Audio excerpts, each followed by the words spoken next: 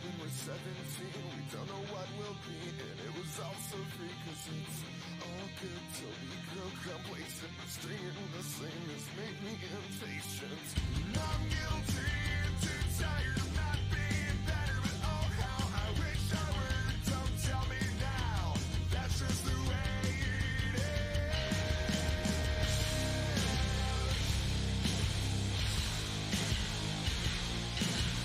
Another recipient of unoriginal sin, handed down from the years we've wasted playing this game. We all feel the same, that we all lose this way again and again and again. We're guilty and too tired of not being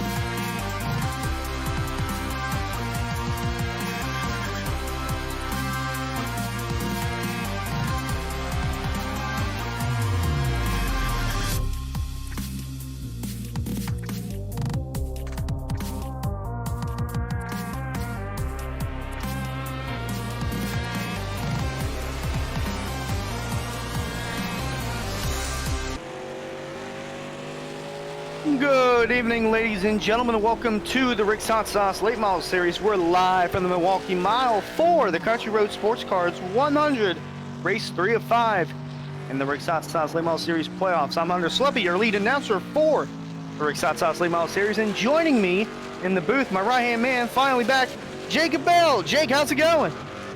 It's going good, man. It's been a long few weeks off to start the playoffs that I've been missing the last few races, but I've got a chance to watch the broadcast you guys have been doing. It's been awesome to watch it as a fan rather than up in the booth and getting to enjoy it from a different perspective. But man, we've had some crazy races so far to start the playoffs, and I think tonight, Milwaukee Mile, I don't know if it's going to be any different. I think we're going to see some fireworks, a lot of beating and banging, and maybe somebody will be able to take James Shanewolf off the top spot.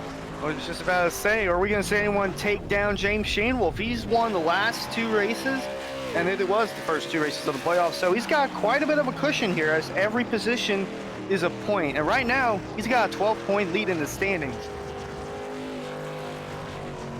There you see your playoff standings. Oh, sorry. So you see your playoff standings right there. He's got a 12-point lead over Jacob York, who's the next closest driver in points. And then behind him, close battle. Carter Coop, late addition in for Jerry Glenn, couldn't make it in the playoffs for the races, actually. So he's replacing Jerry Glenn. He's 3rd in points, 2 behind Jacob York. And then we have a tie between Johnny Collier and Dawson Miller, both 17 points back.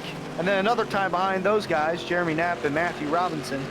And then behind those guys, just guys that are filling in the field.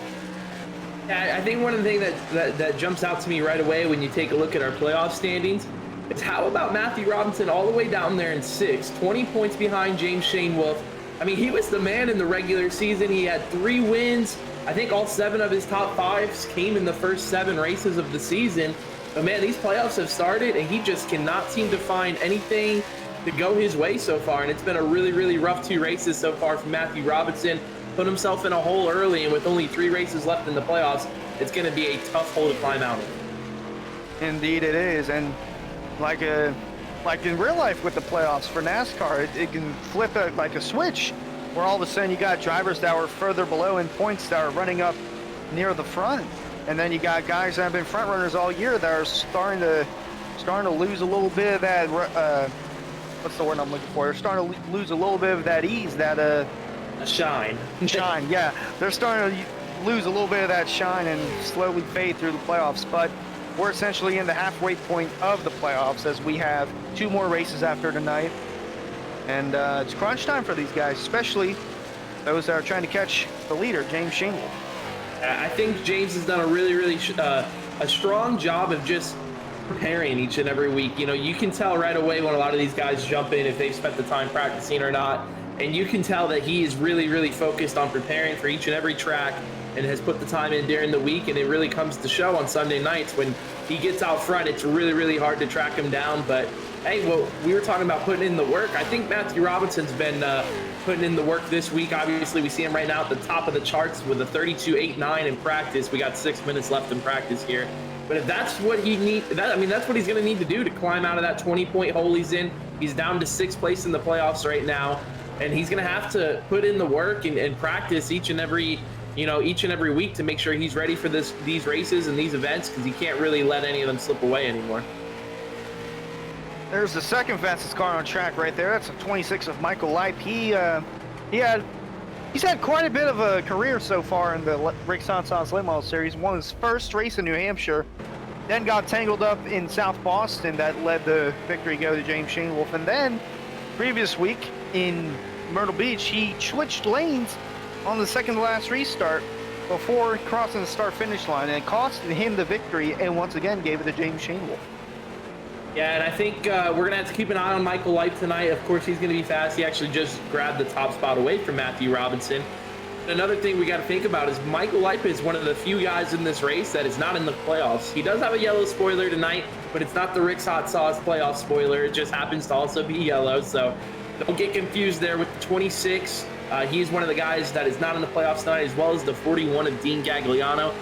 Very happy to see both these guys back in the field for tonight. However, they will not be competing for the championship, but I think they're both going to be a factor before all 100 laps are said and done tonight. was going to say, just for any newcomers tuning in tonight, the playoff drivers have yellow spoilers and yellow splitters, and they have yellow side skirts on the bottom of their cars and a yellow windshield banner on the front. So you get a good look of Ed Morris, one of the playoff drivers, going past the 27. That's Sebastian Taylor. Sebastian Taylor missed last week, and he's fallen quite a bit in the points. So really interesting to see Taylor back tonight, see if he can climb out of that hole that he's got himself into. Yeah, I think a lot of these guys, even if you're not necessarily in the hunt for the playoffs, I think realistically we can say that I think there's only about 7 guys that really have a shot at winning the championship.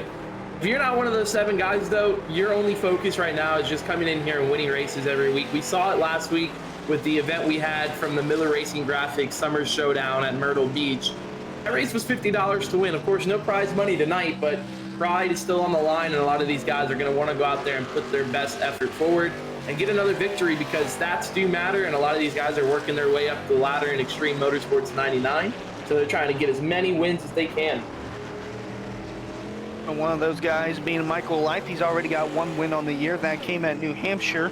He's currently fastest right now. Could that speed carry into the main event tonight, the Country Road Sports Cars 100, live from the Milwaukee Mile in West Dallas, Wisconsin. There you see our championship leader wrecking his car. It's all right.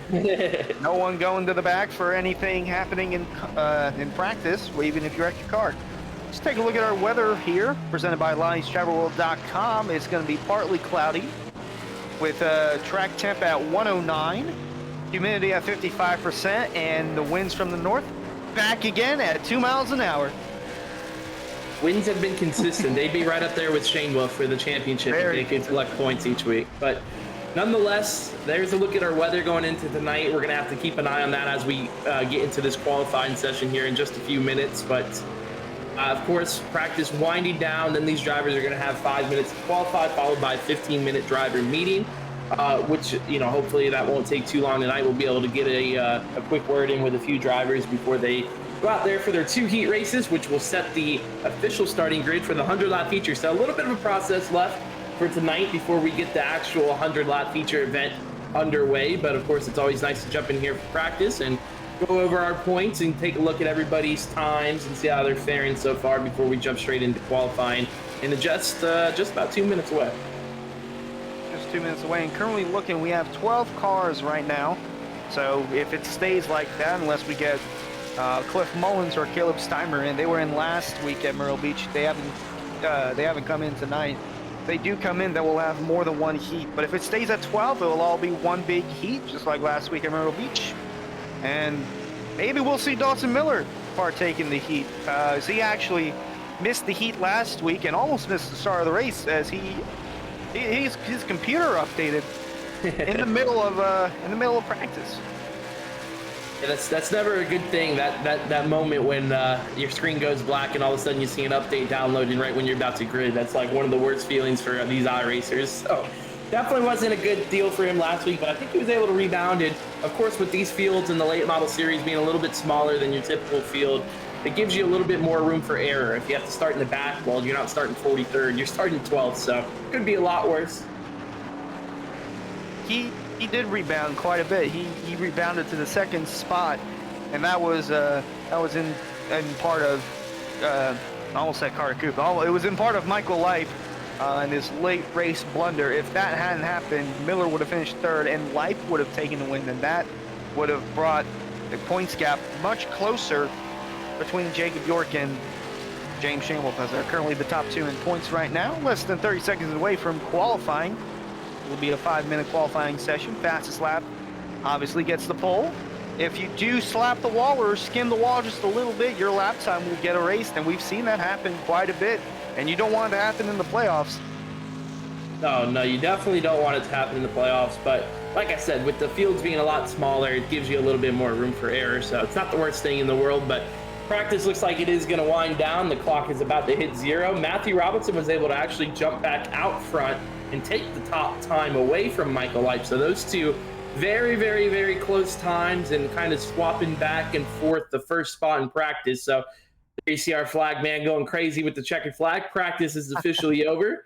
and we're going to go ahead and open this track up for qualifying. These guys have 5 minutes to put down 2 laps, and like Hunter just mentioned a few minutes ago, you do not want to touch the wall, touch the grass. Any sort of incident point will disallow your qualifying time. So here's our practice results presented by America's Auto Auction. Matthew Robinson, Michael Leip, James Shane Wolf, Jacob York, and Sebastian Taylor, your top 5 in practice. A little bit of a gap back to 6th place, Jeremy Knapp, Dean Gagliano 7th, Carter Coop 8th, Austin Miller 9th, and Johnny Collier rounding out our top 10 in practice here as we get set to qualify here in the Milwaukee Mile. Rick Ward and Ed Morris Sr. there also rounding out the 12 cars we have entered so far here tonight. Say it's a little bit of a tongue twister, Milwaukee Mile, and yeah, we gotta open the door a little bit because we got another man in the booth, and he's here last week. He's here tonight. Ryan Swan, everybody. What's going on, gentlemen? Glad to join you guys again here in Milwaukee. You got a nice suit on tonight. I see you really came prepared for the playoffs. You're looking all fresh up here in the booth. Oh Good yeah, luck. you know we got some lavender suit going on here. Is that a burgundy handkerchief? My God. See Carter Coop here on his first qualifying lap. Actually kind of got a little squirrely through turn 1 and 2 on the bottom. Of course, with the tires being a lot colder and going out on a fresh racetrack, gets a little slick those first few laps. Looks like he's able to corral it a little bit better through turn 3 and 4 and charge up off the corner. First lap going up on the board for the number 52 of Carter Coop. It's going to be a 33.319 or 33.320 on our scoring system here. It's going to put him P3 right now. You see James Shane Wolf in the 1 also on track. Sebastian Taylor just went to the top of the chart. See if the one of Shane Wolf can dethrone that lap time. Does. Got a 33.030. Currently first is the number 1 car, Shane Wolf. That 1 and 2 right there for Shane Wolf looked really good. I think he's gonna be better on the second lap. On board here with Rick Ward on the Rick's Hot Sauce onboard cam as he comes through turn 3 and 4. Of course, Rick Ward, another one of those guys who's made his name so far in the late model series this season as he completes his first qualifying lap. It's going to be a 33.732. That's going to put him in the 7th spot as he's working lap 2 right now, coming through 1 and 2. Very wide backstretch here. It's a lot very of large racing track. Yeah. It's going to be a longer event tonight with it being a mile track compared to the shorter tracks we've been to, but going to leave the room, a lot of room for moves and passes like you're mentioning there, how wide the track is all the way around as Rick Ward now coming to complete his second lap to see if he can pick up any, and he does pick up on the time. He does not pick up on the position board, so he will be at least slotted in the 9th spot as you're right on board now with Matthew Robinson. Robinson looking to pick up on time and position. He was one of the faster cars in practice. Currently tied 6th in the points, so he needs this good run tonight in Milwaukee. If he's going to make up the deficit he's got to Shane Wolf, it's got to start tonight. As he goes down the front stretch here to complete his lap, or is that to start his lap? That's to start the lap. Nope, No, that was to finish the lap.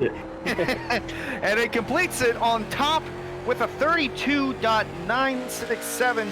Currently fastest right now, and you said if he wants to get into that lead Shane Wolf has, he's got to start tonight, and right now he's doing a good job of it. Currently on pole. So he's coming to complete his qualifying run right here. Matthew Robinson gets really wide out of turn 4. We'll have to see if he picks up any. Checkered flag out for Robinson. A 33.0 he's not going to pick up, but now we got Michael Leip in the 26 who just started his qualifying run. He's down in turn 1 and 2. He's our last car to qualify. 4 in different colors this week than last week. Had a blue and white paint scheme. It's actually going to be close on our time here. I do not think he's going to be able to get a second lap in, so this first lap's going to have to be it for Leip. And he's really sideways through turn 3 and 4 on the bottom, kicking the rear of the car to the right. Coming out of turn 4, he is going to finish his first lap at 32.948. I guess he only needed 1 lap with 15 seconds to spare. He's going to go to the top of the charts, and that's going to complete our qualifying. Oh, Michael Leip dethrones Robinson. Only needed 1 lap to do it. Right, it was like a buzzer beater lap too. There's your finishing results for qualifying presented by America's Auto Auction, Western Michigan. Michael Lipe, or better known to Ryan Swan as Michael Lipe, gets the pole, followed by Matthew Robinson in second, Shane Wolf third, Taylor fourth, and Jacob York rounding out the top five.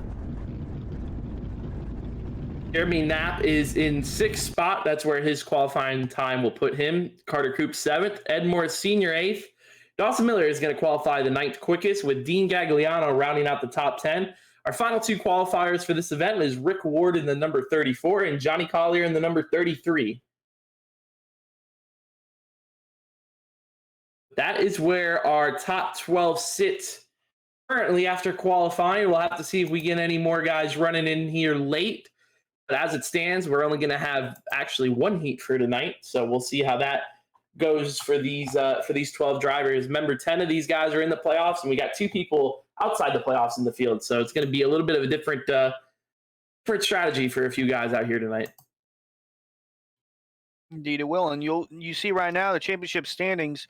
Currently, Shane Wolf has a 12-point lead over Jacob York, followed by Carter Kubu, who's a late addition, 14 points back. And then behind those two, a tie between Johnny Collier and Dawson Miller, both 17 back. And then a tie between Jeremy Knapp and Matthew Robinson behind those guys, 20 points back.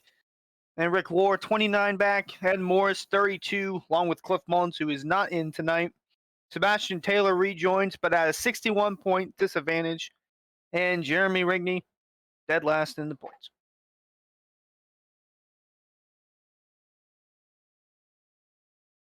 Got a little bit of a lull here while we wait for the drivers' meeting to finish. Looks like they are in the drivers' meeting right now with our admin for tonight. I think it's going to be Thomas Myers is our head admin for tonight's race. Let's see. Oh, also Jim Thorndike looks like he's here as well. So we got 2 admins for our race tonight. Towards Kyle Knapp went ahead and handed over the adminning duties back to Jim Thorndike and Thomas Myers. So they should be running the show here for these last 3 races of the season in the Rick's Hot Sauce Late Model Series inaugural season, actually. So we'll have to see who ends up being our first ever champion in this series and who the top 3 ends up being. Of course, they're going to get prizes brought to them by Rick's Hot Sauce and our sponsor for the series. So a little bit on the line for these guys. That sauce has a kick to it. Yeah, that's a spicy sauce. Depends on which one you get, but got what do they have? 4 flavors. We got the South Beach Heat, which is our hottest flavor. A Okeechobee Golden Garlic for all the garlic fans out there.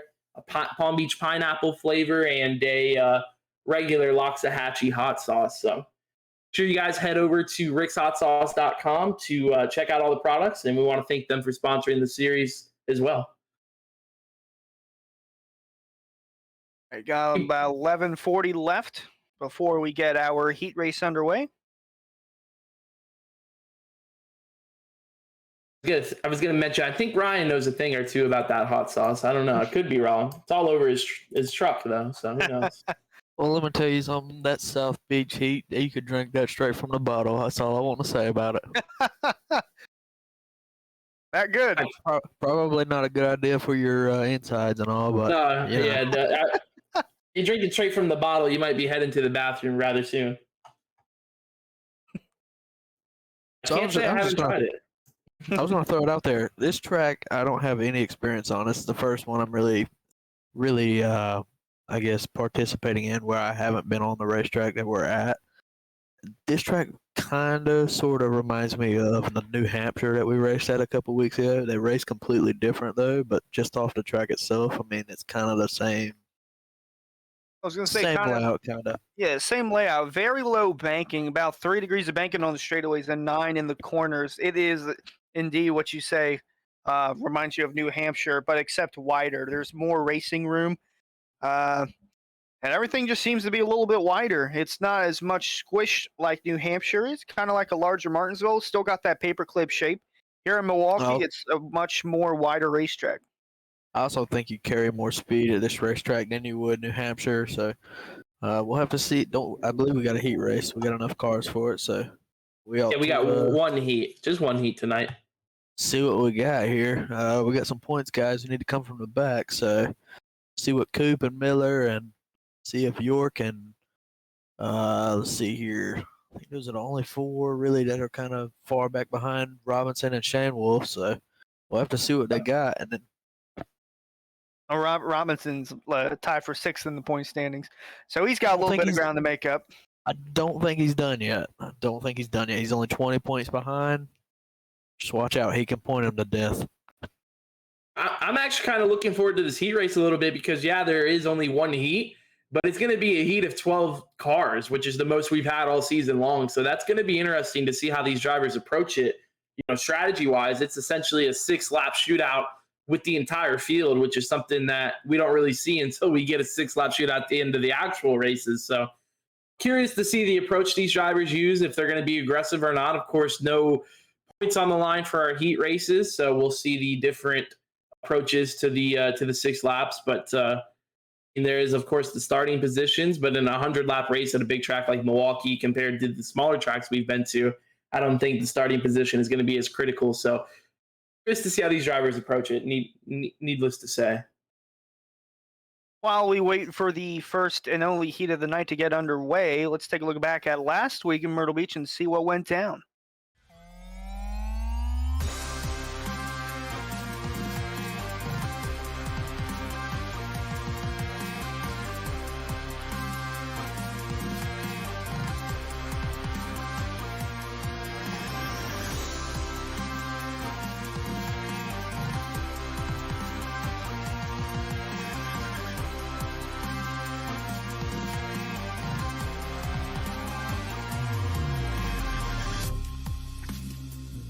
Race number 2 of 5 in the Rick's Hot Sauce Late Model Series took us down to Myrtle Beach for the Miller Racing Graphics Summer Showdown. Here are the point standings from the previous week in South Boston. James Shanewolf took the win and the points lead. Jacob York in 2nd, Matthew Robinson in 3rd, and then we have a two-way tie for 4th, and 6th place is Dawson Miller. Everybody else behind them need to catch up if they want to have a shot at the championship. The first and only heat race of the night went green as Michael Leip and James Shanewolf led the way through turns 1 and 2. There was a little bit of a wreck in the back between the 37 of Cliff Mullins and the 20 of Jeremy Knapp. Keep an eye on that. As you can see just on the left side of the picture, Knapp gets into the back of the 37. So he goes high, the 37 spins low. That would be the only incident of the heat. And rounding through turns 3 and 4 to win the only heat of the night was Michael Leip. And starting alongside him on the front row would be James Shanewolf. As the green flag flew in the air for the second of 5 playoff races in the Rick's Hot Sauce Late Model Series got underway. Leip led the field down through turns 1 and 2, but it wasn't long until the one of Shanewolf would challenge for the lead on the bottom just on lap number 4. He'd put up a little bit of a fight down the backstretch, but the run off of turn 4 would give the 26 of Michael Leip the lead. As we've moved forward to lap 44, where the one of Shanewolf would slowly fall to the back, getting caught by 3 cars battling for the same position. So there you'd see Jeremy Knapp down on the bottom trying to take the spot away, and the one of Shanewolf would get high there through 3 and 4, allowing the 20 of Knapp to hold a spot momentarily, while behind him, Jacob York and Cliff Mullins were hunting down the one of Shanewolf as well, as he would fly high. The 25 would go low, and the 25 would also put an attempt on the 20 of Knapp to try and get the spot, and that would send the one high to avoid getting contact from. And York almost cleared the one, then cuts down in front of the 37, nearly spinning himself out. But a little later on, the 37 would actually go spinning down onto the little turtles down on the pit exit of 1 and 2 and nearly flip his car over. And during this caution, there would be quite a bit of confusion, as we'll stop it here just so you can see. The one of Shanewolf is currently the leader, and the 5 cars in front of him are 3rd, 4th, 5th, 6th, and 7th. There was a little bit of confusion as they were behind the pace car, yet in front of the leader of Shanewolf, as there you can see how far back everybody is compared to the one of Shanewolf. Therefore, it would lead to a very spaced out restart as those 5 cars would try and catch the pack before it went back green. However, that was not the case and allowed a good lead for the one of Shanewolf for the time being. As the 26 of Michael Leip would move in on the leader, making his move down on the bottom through 1 and 2, and the 2 would nearly make contact coming out of 2 down the backstretch, and the 26 of Leip would have the better turns 3 and 4 and would propel him into the lead for the moment, as there would be another caution in the race for the 37 of Cliff Mullins, as it was very reminiscent of the first caution. This time he collects another car while still hopping over the turtles. He would get loose on the top, spin down to the bottom, collecting the 34 of Rick Ward, and stack in the field once more. Restart with 15 to go, and the 26 of Michael Leip would move up the track before he got to the start-finish line, as in the same lap, the 40 of Robinson would get hit by Jacob York and Carter Koop, bringing out the caution, but a penalty would be assessed to Michael Leip as he switched lanes before he got to the start-finish line, and that would bring the lead to James Shanewolf in the 1, as on the green flag in the next restart, Leip would put it in pit road for a drive-through penalty, and it does hand the lead over to James Shanewolf in the 1, and Dawson Miller in the 56 would hold on to second, but for how much longer, as he'd hit the curb in turn 1 and 2 and slide the car through the exit of turn 2 as the field would catch up behind him. And on the final lap, it's all James Shanewolf. He goes back-to-back in the playoffs. He wins at Myrtle Beach. Dawson Miller gets second, and Jacob York moves up to third on the last lap after getting into the back of Carter Koop. And that is where we stand before we head into the Milwaukee Mile. Time to throw it back up to you in the booth, Hunter. Thanks, Hunter. We're back here in Milwaukee. We got a little over 3 minutes left before the first heat race and only heat race of the night. I don't know if you're getting enough credit for those recap videos, but man, that was an awesome job. I'm just throwing it out there. In the end, where you throw it back up to yourself in the booth, that's hilarious.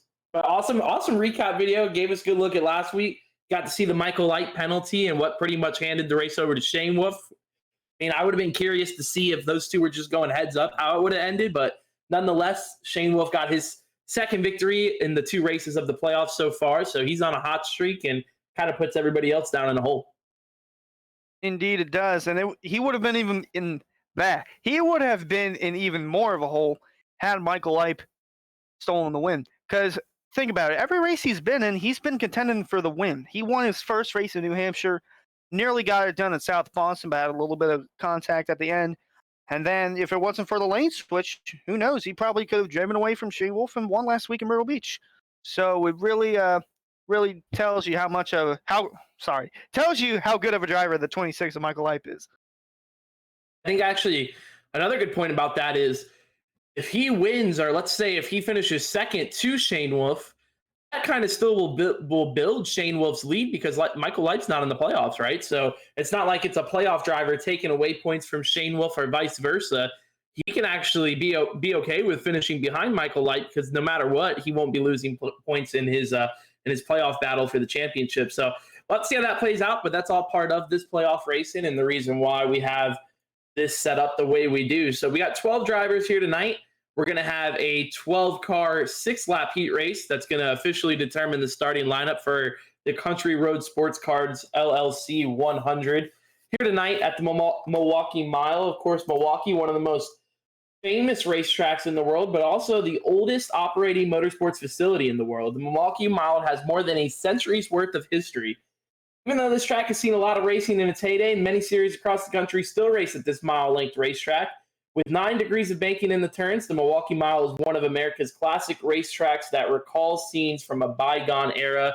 And I think that's kind of what we were alluding to a little bit earlier tonight, the flat racetrack, the width of the racetrack being so wide, it's going to allow for these guys to make some crazy moves on the restarts, going down into each one of these corners, and even on, off the corner. A lot of these guys, we saw them drifting up high coming out of turn 4. I'm curious to see how that's going to come into play when we got 12 of these guys starting side by side with one another going into the actual racing. So it's going to be a good show tonight. Indeed, it will. And we saw him practice just a couple of times before we went on air. Some drivers would smack the wall coming out of turn 4 and spin out towards the pit entry and hit the barrels. So could see that tonight, or we could see a big wreck collecting a couple of championship contenders in it. 15 seconds till we're gridding up for our heat race here. Of course, Heat Race number 1 is presented by Miller Racing Graphics, your number 1 source for iRacing graphics, logos, and more. 50% off your first paint scheme at facebook.com/Miller Sim Graphics. That's facebook.com/Miller Sim Graphics, or you can just look up Miller Racing Graphics on Facebook. You'll probably find his page there. Get 50% off a paint scheme. Let him know you were watching and you found him through the late model series. And here's a look at our starting grid, Hunter. Yep, starting grid presented by none other than Country Road Sports Cards. On the front row, we have Michael Leib leading it off with Matthew Robinson alongside him in the 40. 2 is going to have James Shainwolf in the number 1, one of the hottest drivers we got right now in the late model series. And starting outside of him is Sebastian Taylor, coming back from a week off, and we'll have to see how he mixes it up with these guys up front for the win later on tonight. Speaking of guys up front, in row 3, you see Jacob York finished 3rd last week. Could one up that. And alongside him, Jeremy Knapp in the 20. Row 4 is where you're going to find Carter Coop in the 52, one of the only drivers to have a top 5 in each of the playoff races so far. And starting 8th is going to be Ed Morris Sr. in the number 14. In row number 5, it's going to be the 56 at Dawson Miller, coming off 2nd place last week in Myrtle Beach. And alongside him, non-playoff driver Dean Gagliano. Rounding out the field is going to be the 34 of Rick Ward and the 33 of Johnny Collier. That is our 12 drivers for Miller Racing Graphics Heat Race number 1. Pace car is leading them down. We also want to give a shout out to Dogtopia. You see it there on the number 40 in Matthew Robinson's car. They are our 2nd heat race sponsor, but of course we don't have a 2nd heat race tonight. So just want to give a big shout out to Dogtopia for all their support and the help they've been giving us throughout the season so far. So here we go. Heat race number 1. Pace car is going to make the left-hand turn right now on pit road. It's going to leave the field in the hands of Michael Leib in the 26. He's going to make sure not to change his lane here on the restart. Pace car is in. Green flag is out pretty quickly, and we are underway. Pace car made about a 90-degree turn in the pit road. That's a hard one. Leib leads him down into turn 1. James Shainwolf on the back bumper. And look how low Jacob York is. He's all the way onto the apron coming through turns 1 and 2. Leib leading them off of turn 2. I was about to say, look at how high some of these cars are going. Like Sebastian Taylor was up in the 4th groove. They're really sideways in turn 3 and 4. Great save there by the 25 of Jacob York. Yeah, we've seen that quite a bit of times where they get loose and spin out on the first lap of the heat. Tell you what, the big loser on that first lap was the 27 of Taylor. I don't know exactly what happened there. Maybe just checking up for the 25, but he's went from 4th to 7th now. A little bit of tempers flaring over the radio there real quick between the 40 and the 25. I don't think it's something that just built up in this one lap of the heat race. I think it's something that's kind of been lingering, but those two are already not really happy with each other, so we'll have to see how that plays out here. Of course, that was on lap 1 of the heat, so we got a lot of racing left to go tonight. Yeah, still have a 100-lap main event to get through. You see York making a nice move there on Carter Coop. That's for the 4th spot. Up front, though, you got Michael Leib, James Shainwolf, and Matthew Robinson, and a nice single-file line. Actually, throughout the entire field, we see these guys pretty much single-file, except for Sebastian Taylor now, who's looking underneath Dawson Miller for 6th. You'll see that bottom groove be the preferred groove, and you will see some drivers try to risk it up top, like Jacob York up ahead. Dawson Miller trying to get a little crossover move going. See how it carries going into turn 1. But that 25 of York still searching for something up on the outside as he's getting passed by the 52 of Carter Coop. And now closing in is the 27 of Sebastian Taylor. And you see York, he did one of those things I was talking about a little bit earlier, is the wide exit off of turn 2 kind of allowed him to get right underneath the 52. I almost had a little bit of contact with the 52. And look, you got all 3 Miller Racing Graphics cars right here. No, those two definitely had some contact getting down at the turn 3. York came across front of the 52, kind of slid them both up the track, and then down low came Sebastian Taylor in the 27 to take over the 3rd spot. Taylor, who started all the way back, or never mind, Taylor started 4th. Dawson Miller is actually the one who started back in 9th. So a good run already from Miller, who was looking into the top 5. But of course, a little bit of beating and banging kind of set him back. But up front, Michael Leib's got to deal with James Shainwolf all over his back bumper. When they hit the stripe, it's going to be the 1 to go. White flag is out in Miller Racing Graphics heat race number 1. Riding on board with the one of Shainwolf. Look how low the 40 40. Sorry, the 26 of life goes through here when they go through 3 and 4. Oh, Shane Wolf got close to the wall there on exit. Shane Wolf really widens out his car coming off the corners. Got really close to the wall there. Might have actually hurt him a little bit. Light was able to maintain his lead and coming out of turn 4. The 26 of Michael Light is going to win Miller Racing Graphics Heat Race number 1 here in Milwaukee. Side-by-side battle to the line for 4th. Looks like it's going to go to the 27 of Sebastian Taylor. Jacob York had a run on the bottom, but it wasn't enough.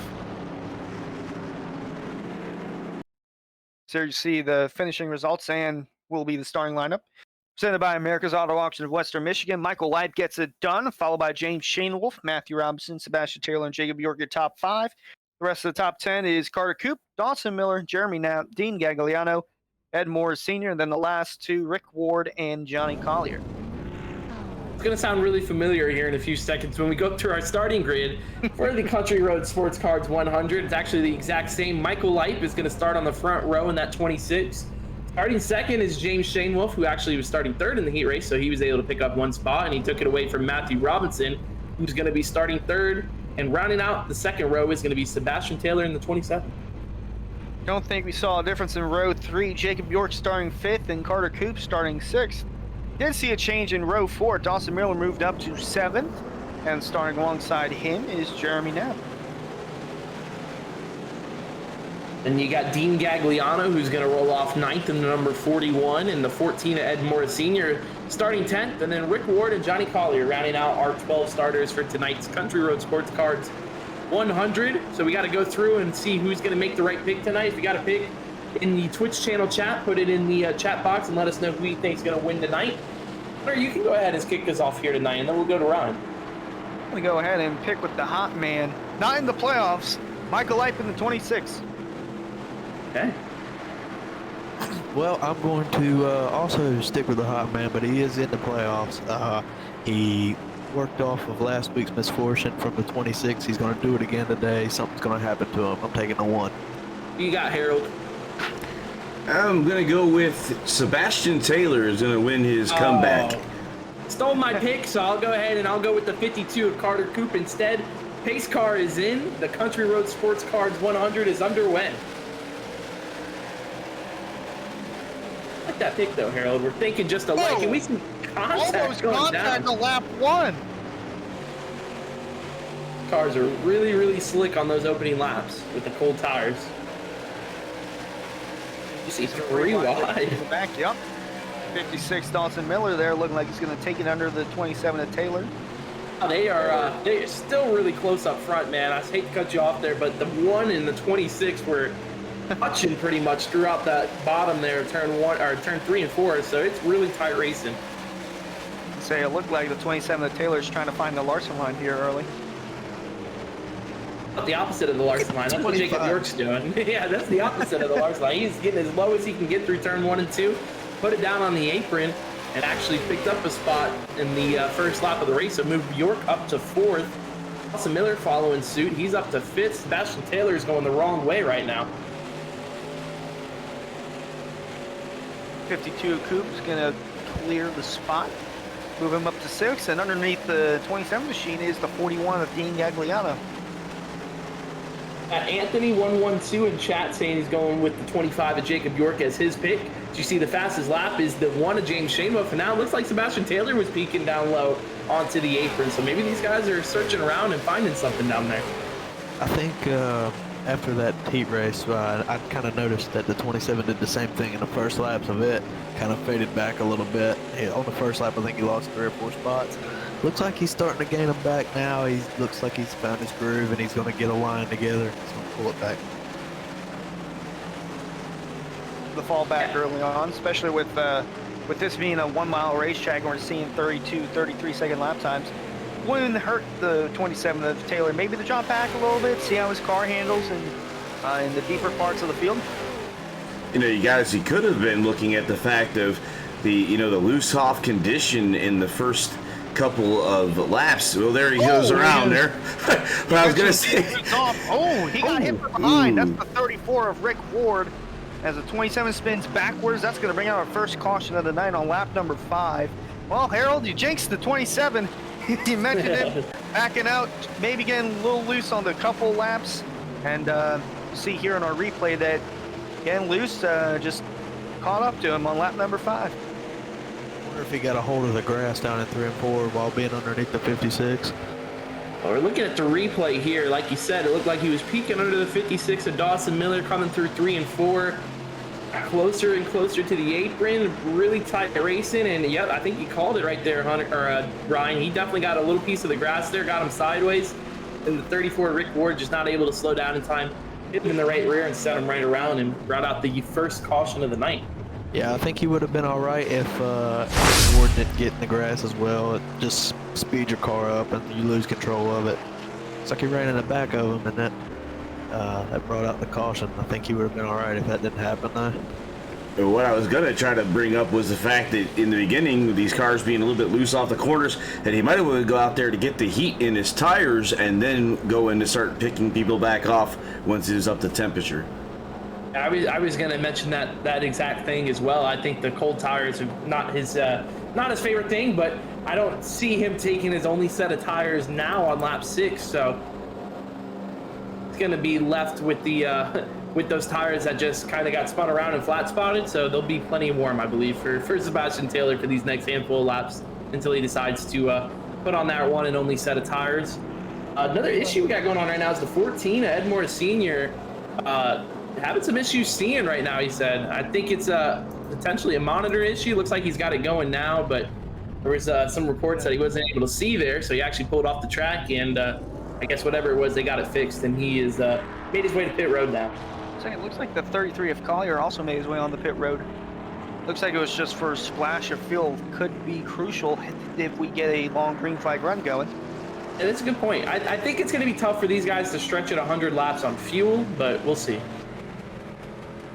Even 93 or so, I think it's going to be a lot closer than that. More so 60, 70 laps max you can make it on fuel. I don't think you'll be able to push it from here. See there, the damage on the right rear of the 27. That's bent the spoiler and the bumper and the right rear quarter panel also. Yeah, and typically that won't really matter here in the late model series when we're on these shorter tracks, but Milwaukee is probably the worst place you could have any sort of damage just because of the fact it's so much bigger and faster, but I think he'll still fare off and be okay as long as that car can still handle pretty well. But we get set to restart here on lap number 8, coming to lap number 9. Michael Light and James Shanewolf going to restart on the front row here. Familiar front road we've seen these last few weeks. These two not giving each other any room on these starts. I've seen each other bounce off each other when we went green a minute ago. I don't think they will the whole race, so we'll have to find out. I think it's going to be... I was just saying, got to mention, you still got over 90 laps left, so can't be too risky here.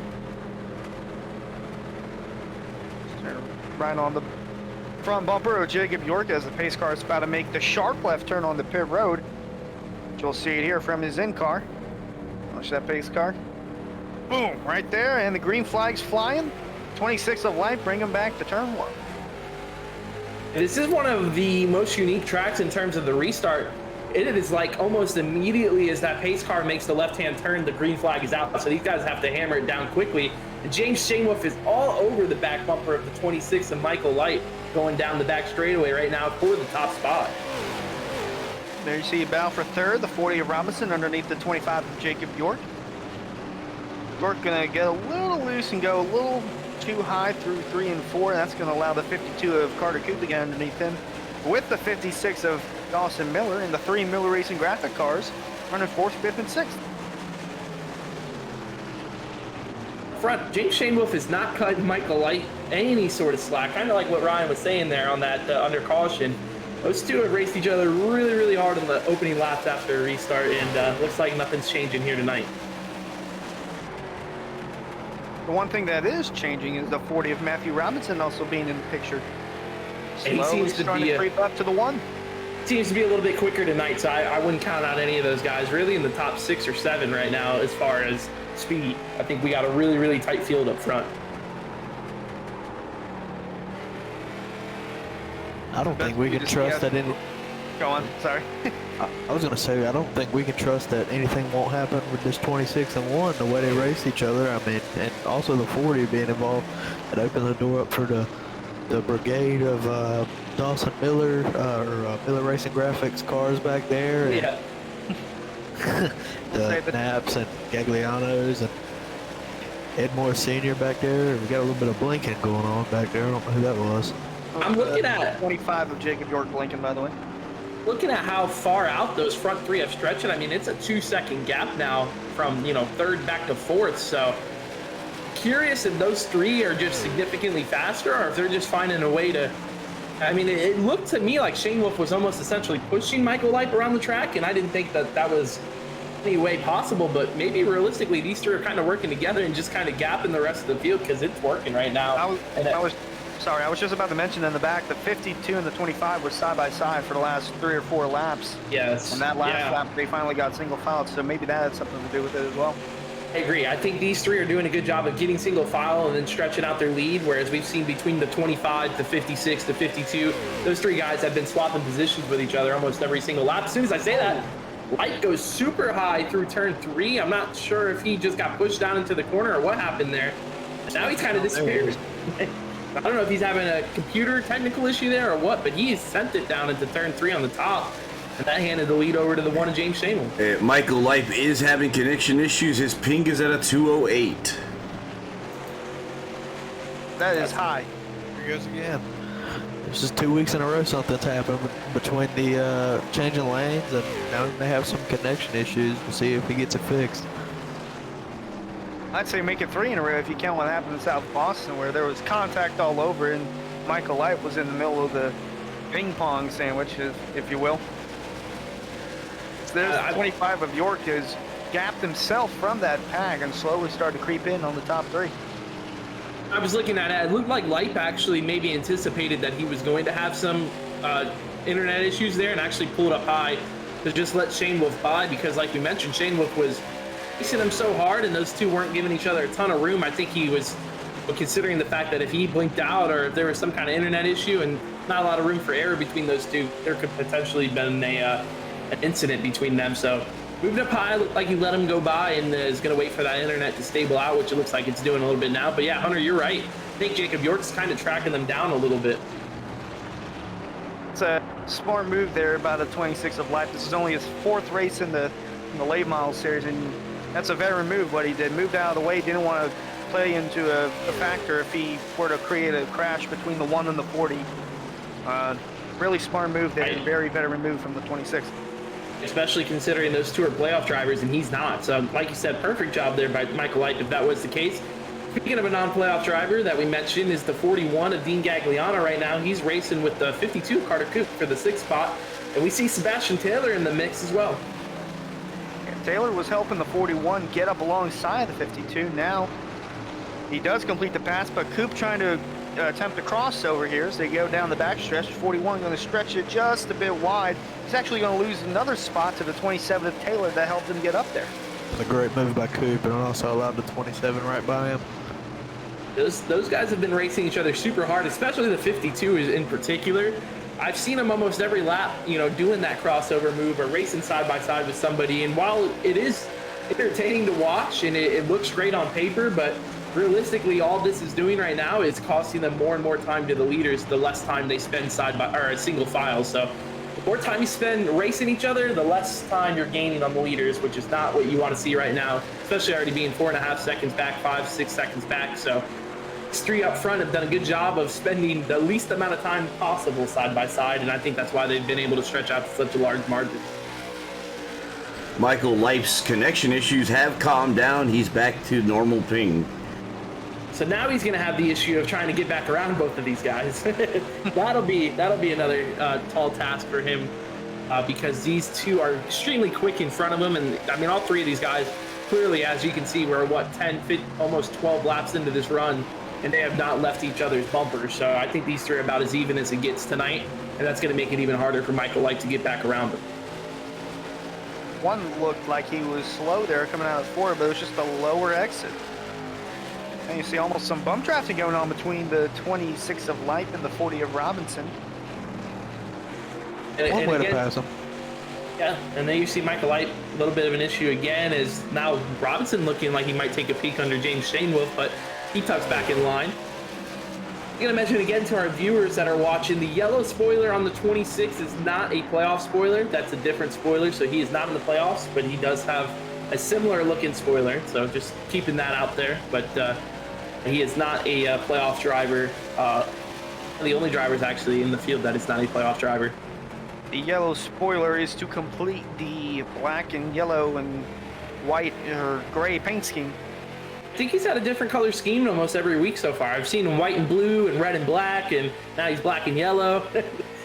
We got something developing, boys. I just noticed that the 27 is back in the pits. I'm not sure if that's something scheduled or what exactly he's doing. Has he parked it for the race or?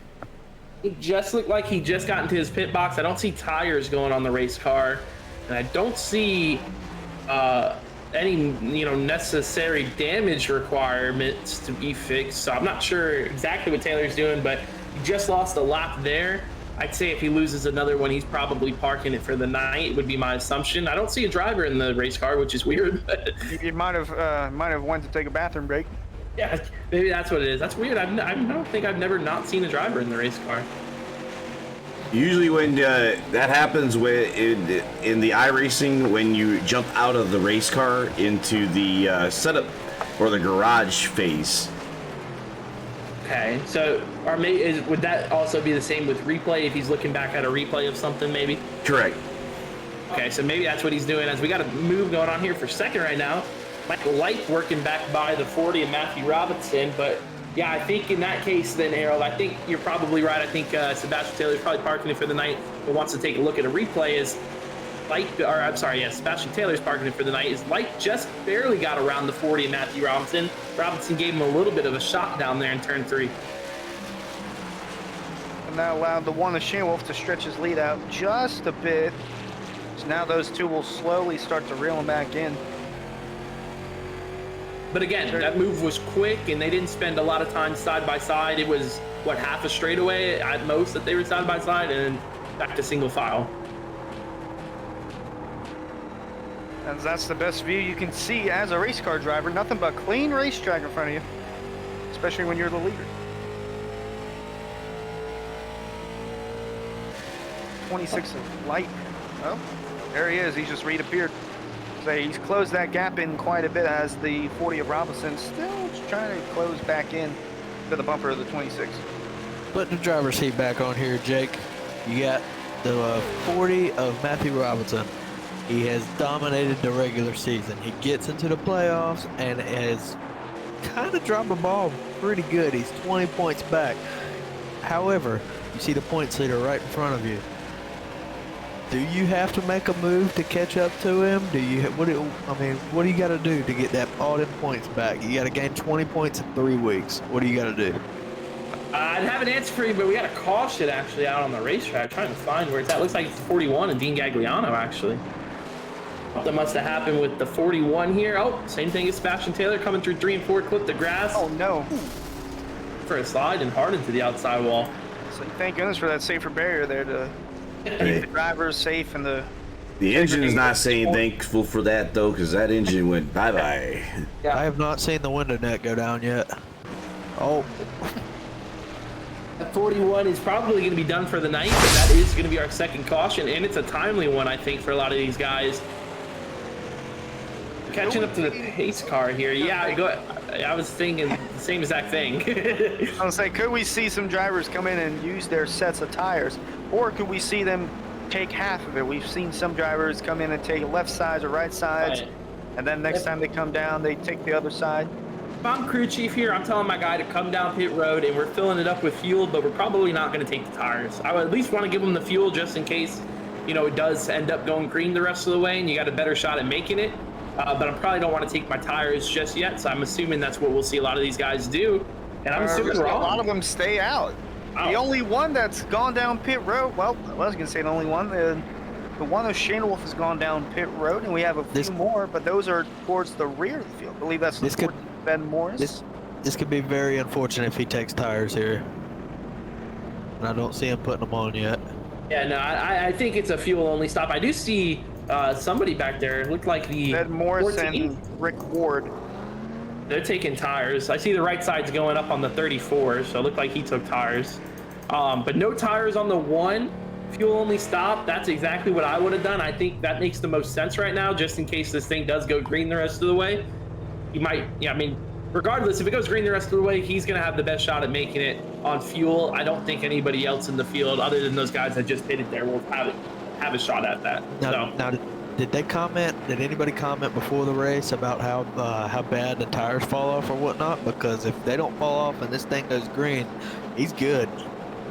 When we take a look at the lap times to start the race, we saw, low 33-second lap times. Towards that middle of the run, Shane Wolf specifically, and that group up front, was running mid to high 33s, so about a half a second fall off we saw so far, so not a ton, but still, I think you still want to save those fresh tires until the very end of the race.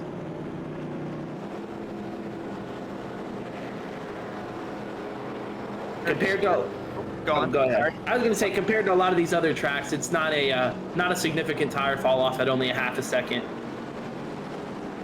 I was going to bring up our running order right now. So that moves the 26 of Michael Leip to the lead, Matthew Robinson in second, Jacob York third, Jeremy Knapp fourth, Carter Coop fifth, and Dawson Miller sixth. So that one of Shane Wolf on our scoring pylon comes out seventh.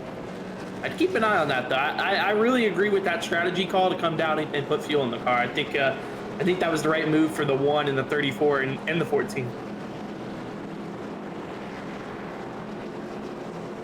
Is that Jacob York going down pit road? Nope, he fakes out the pit road line. So you see that 26 of Life blinking in and out. So we're going to double file up here. We'll go green next time by. Nobody else came down pit road, so I think our top six drivers have yet to pit tonight, and we'll have to see how that fares out. We really won't know until, I guess, we get a long run in, or we get closer to the end of the race to see if he was the right call or not. Regardless, though, if you're Shane Wolf, a lot of these guys, I mean, Shane Wolf maybe had the worst end of it because he was the leader and he fell back to fell back to seventh. But somebody like Ed Morris Sr., Rick Ward, they didn't even lose a spot, and they got to come down and put fuel in the race car. So I think that was a great move on their part. This is going to be interesting to see the one of Shane Wolf because he's had clean air basically the whole race. It'll be interesting to see how his car handles in traffic. We'll see here. Pace car going to make the turn onto pit road, and then we're going to see that green flag fire almost immediately. Michael Leip is going to be your leader. You're riding on board with James Shane Wolf. Green flag is out. That pace car really whips it into pit road. It clips the barrels going on the pit road. Looking at a wide shot, you can see all the racing we're seeing already. Shane Wolf making his way through the bottom of this track. You see Jacob York making his way through the bottom side of the racetrack. He's up to second. Got a battle pretty much everywhere except for the top spot. They're side by side right now as the 40 and Matthew Robinson trying to fend off the 25 and the 52. Said we had some radio chatter earlier between the 40 and 25. Let's see if anything escalates here. Hopefully not. We'll keep it green. And that was on the first lap of the heat, so we'll have to see on lap 31 of the feature if the emotions have risen at all. The 40 goes high as here comes the 52 of Carter Coop down on the bottom. This is for the third spot. They're still side by side all over the place back here, but the furthest battle up front is the battle for third, and it looks like the 40 of Robinson is going to have the spot momentarily, although the 52 of Coop does send it down into turn 3 and 4. They run a little high. That's going to allow the one of Shane Wolf to come in, and who knows, he could make it 3 wide if he has the run, but he does not. But still a battle for third.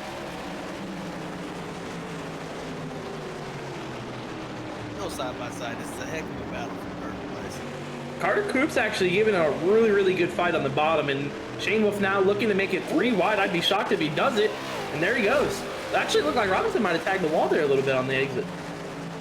Or could he have backed off so he could get back down on the bottom, as there goes the 52 wide. Him and the one made contact. Now here comes the 40 back on the bottom. Maybe that's what he saw. A little bit of contact, and right back in it for the battle for third is the 40 of Robinson. Shane Wolf jumped on the radio right away and apologized to the 52 there. Obviously, he got in there way too hot, came right up in front of the 52 there. You saw the contact that sent him up the track. Apology helps, but man, Carter Coop really lost a lot there. Yeah, he's still kind of free falling, and he's now back in the 6th position right now. But the Wallace Shane Wolf's gone up to 3rd. Battle for the lead. Since the drop of the green flag once more. And yes, the battle for the lead. Give the lead to Jacob York in the 25, as the 26 of Michael Life still having a little bit of issues with his internet. Maybe he pulled out of the way so he could let the leader go, or let the playoff driver go, in the 25 of Jacob York. You know, we're sitting here in Milwaukee. We just finished the NBA Finals. Milwaukee Bucks win.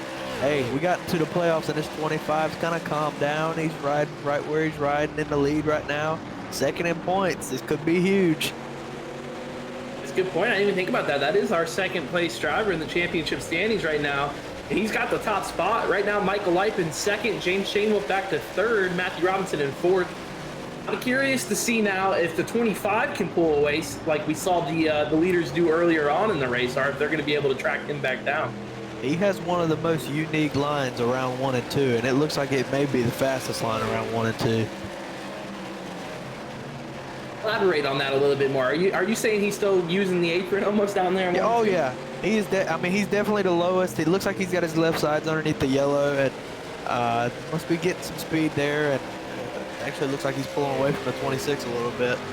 He really brings it out wide off the exit of each corner. That's something I've noticed, is that he's like flirting almost with that wall by the time he's on the back straightaway here. You can see just how wide he gets. He gets pretty close to, not that time so much, but coming out of turn 4, you can really get a good look at just how wide he gets, and gets right up next to the wall. And I think that's kind of helping him. But one thing you got to remember is how much will that wear his tires. But we'll have to see on the long run. It's going to be a thing to watch for. But you see Michael Light there kind of disappearing still. So some connection issues going on there for the 26.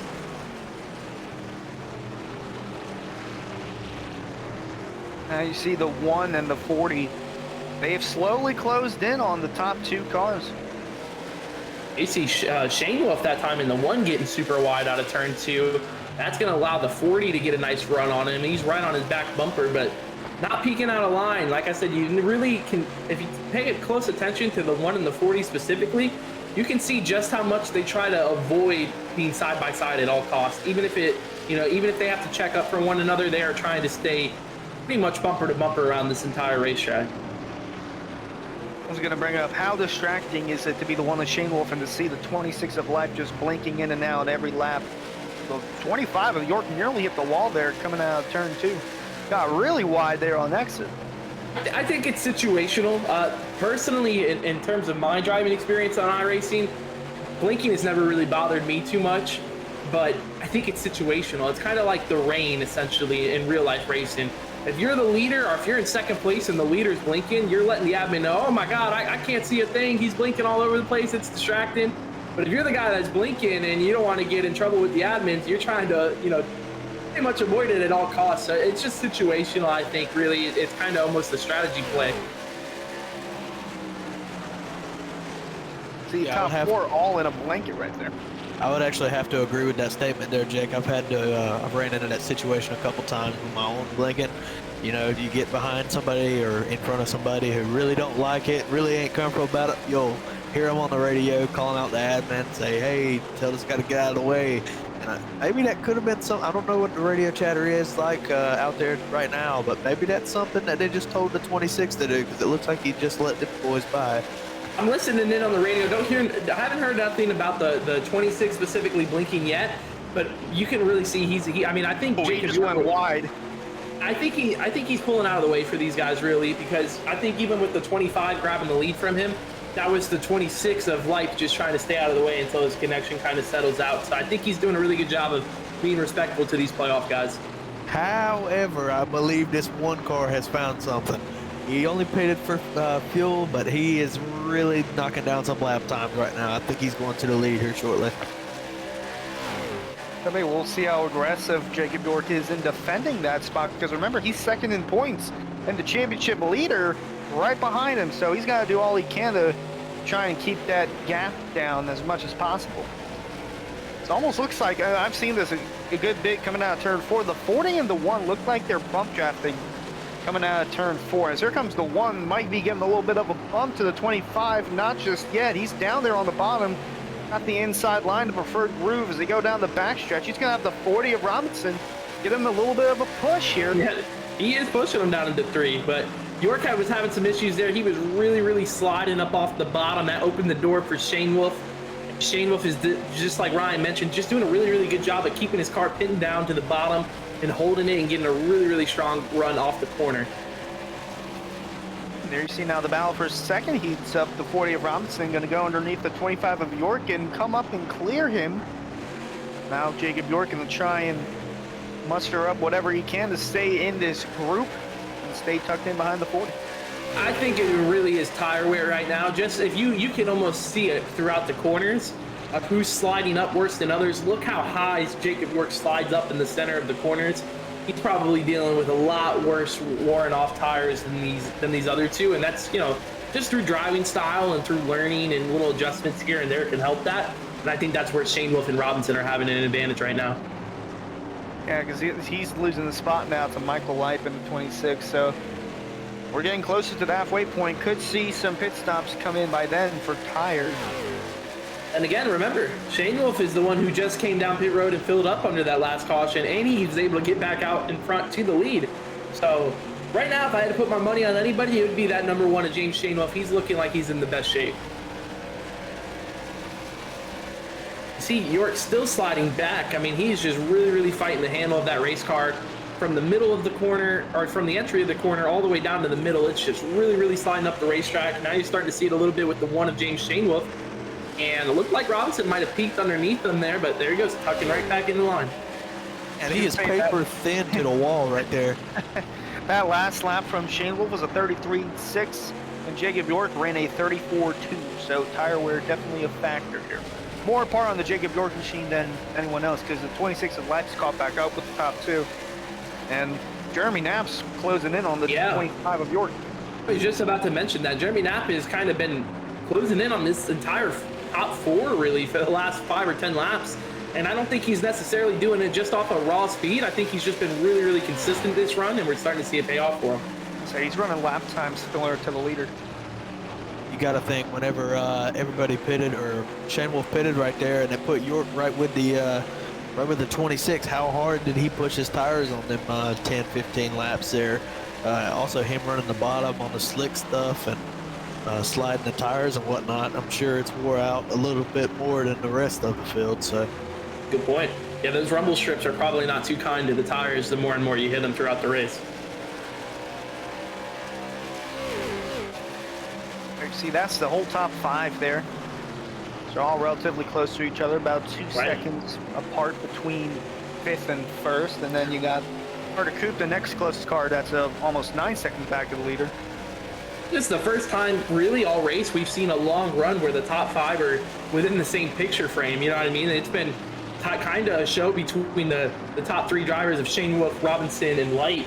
But then we just saw in this latest run, Jacob York getting up there and taking away the lead, and now Jeremy Knapp has consistently kind of closed in on these guys.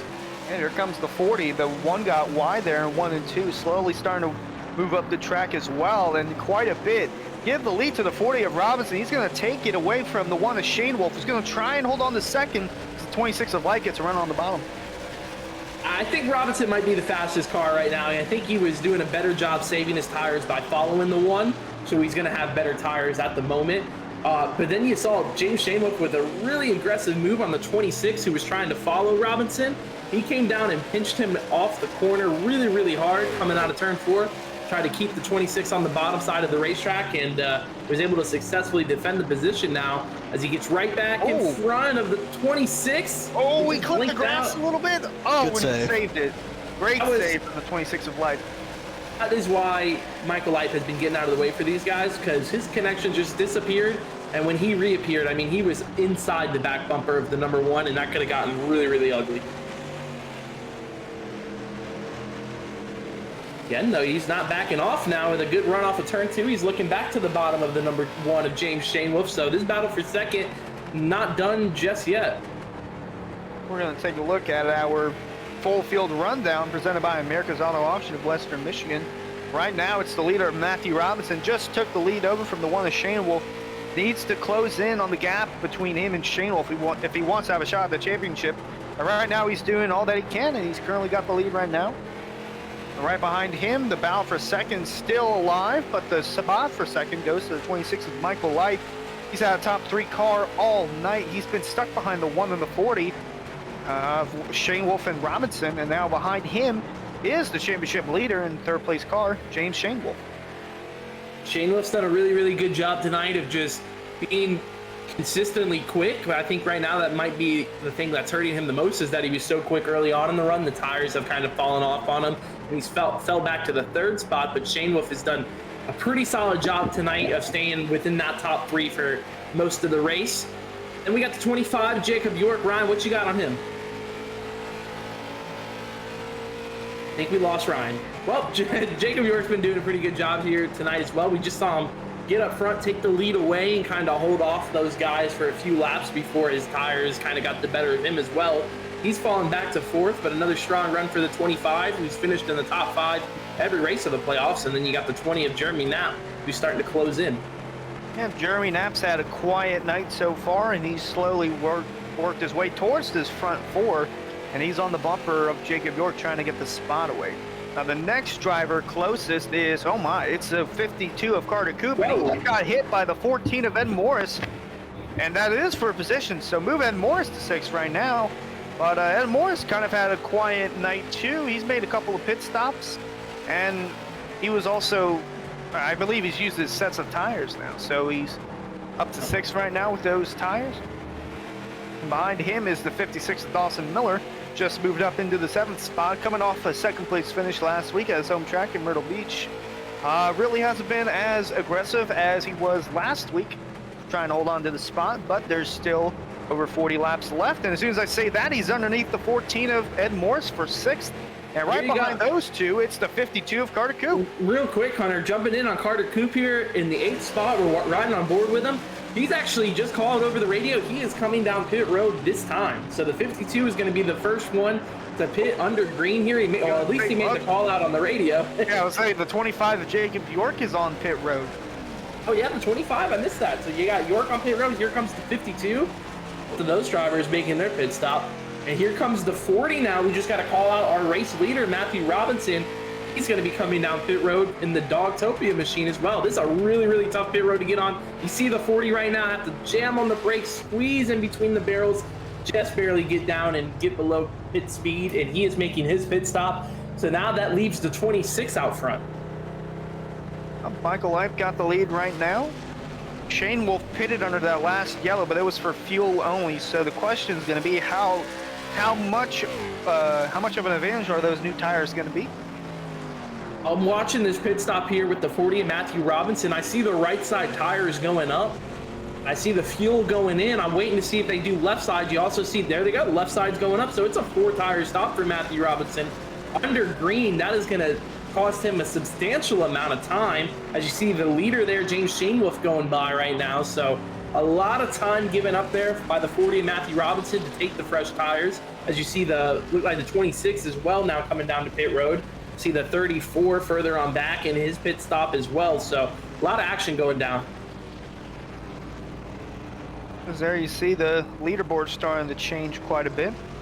Now Ed Morris moves up to 2nd, Dawson Miller 3rd, Rick Ward 4th. And then Michael Lipes going to come out of pit road unofficially 5th right now, still in front of the leader.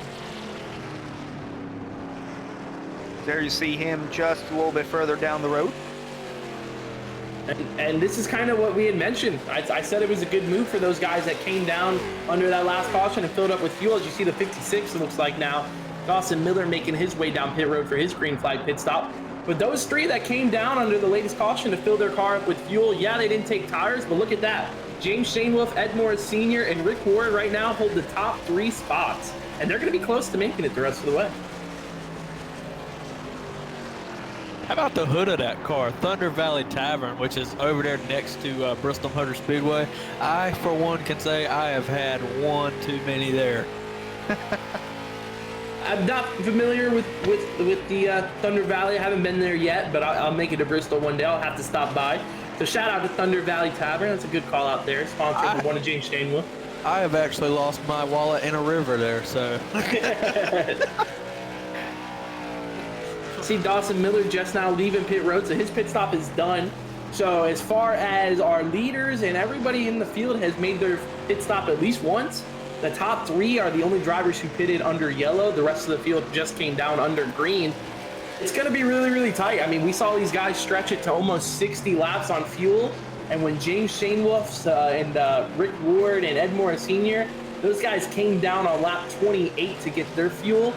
They're going to be about 10 laps short, I believe, the top 3 on making it the rest of the way.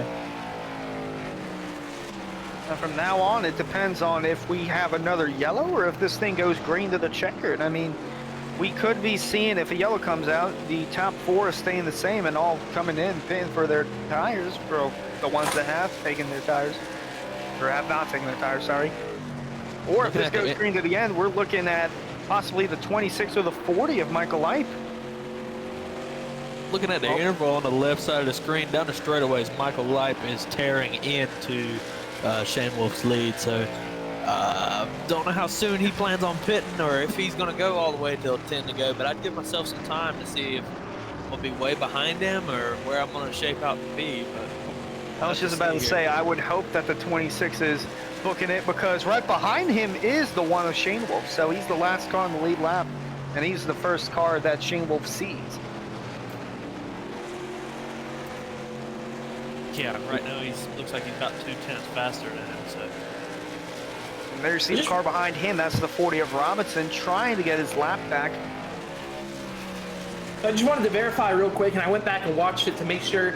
Michael Lipe did take 4 tires on his pit stop when he came down under green, and so did the 40 and Matthew Robinson. The difference, though, between those guys is a little substantial, and the reason being, Michael Lipe was a lot quicker on pit road than Matthew Robinson was. He almost gained about 8 seconds just getting on and off pit road compared to the 40, and both those guys did take tires, so that's where you see the gap between the 26 and the 40.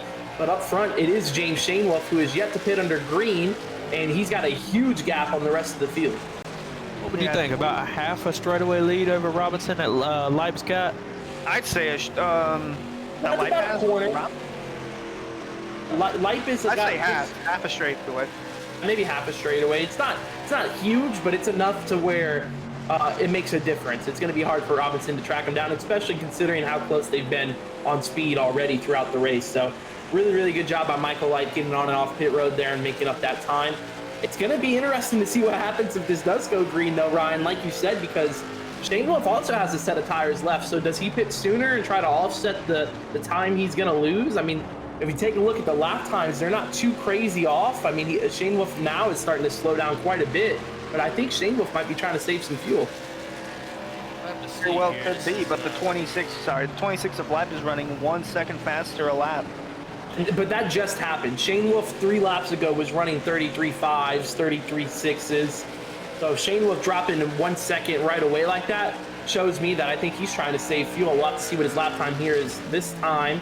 So he's back down to the 33.8, so still a decent lap time. I'm not sure. I honestly, I don't think he is saving fuel now. Yeah, Jake. 3 tenths faster than Lipe that lap, though. Jake, back on what you were saying about the pit stops between Robinson and Lipe.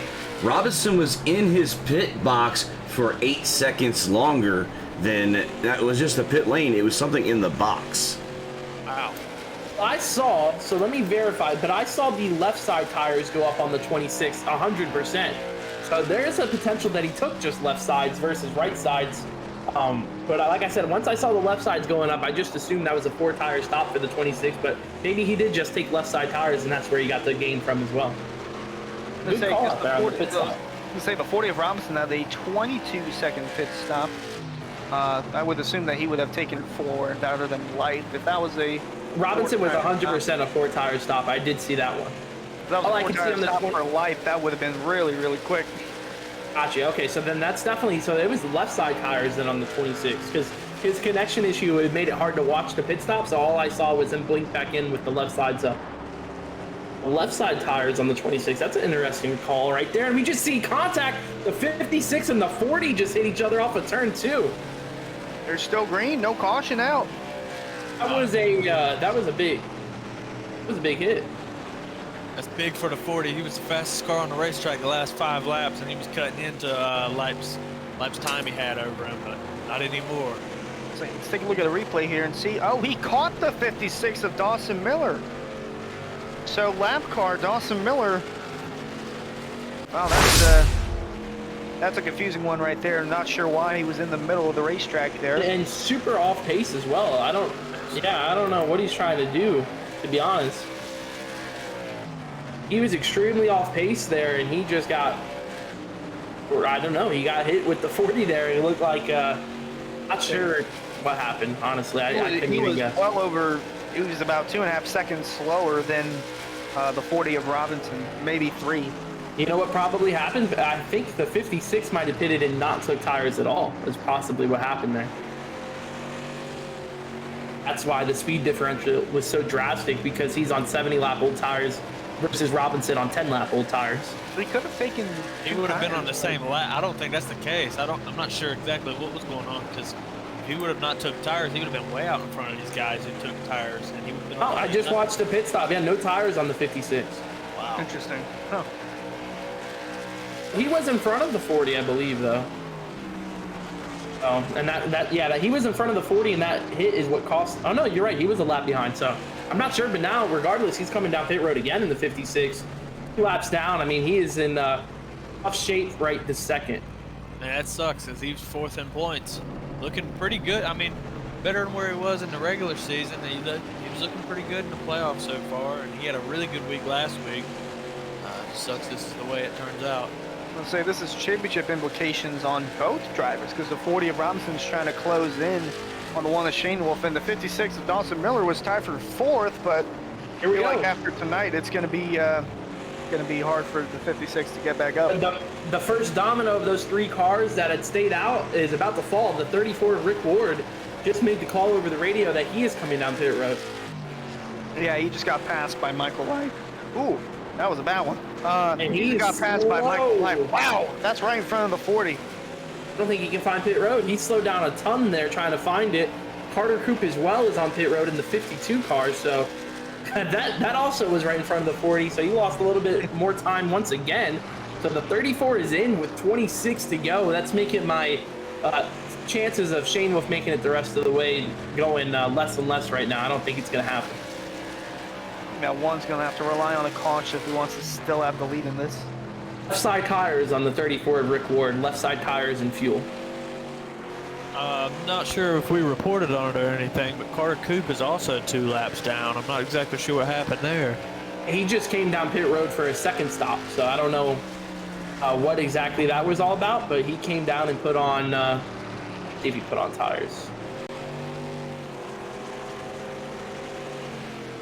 He came down and put on right side tires on the 52 for a second green flag pit stop, so not sure what the strategy call is there, but the 52, like you mentioned, now 2 laps down.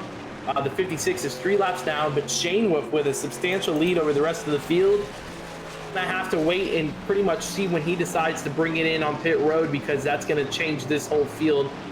The complexion of this race is Michael Light now looking on Ed Morris Sr. This is the battle for second. Assume after this, Ed Morris would probably make the move on the pit road, because the 34 did so after the 26 passed him. I'm just not sure just how much fuel they even have left, in those race cars, especially how early the 34 pitted. I assume they can go around to lap 88, 89, so I think they got about 15 laps more of fuel, but that 34 made me second guess myself, so.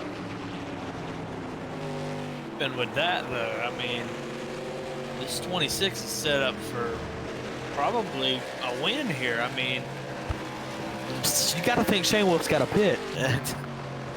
Right. Without a doubt, Shane Wolf is going to have to pit. He's not going to have to take a lot of fuel, but he'll have to take some. So the question remains, how much time is he going to lose on his pit stop? I think he's going to lose at least that 24-second gap he has, though, even if he takes just a splash and go.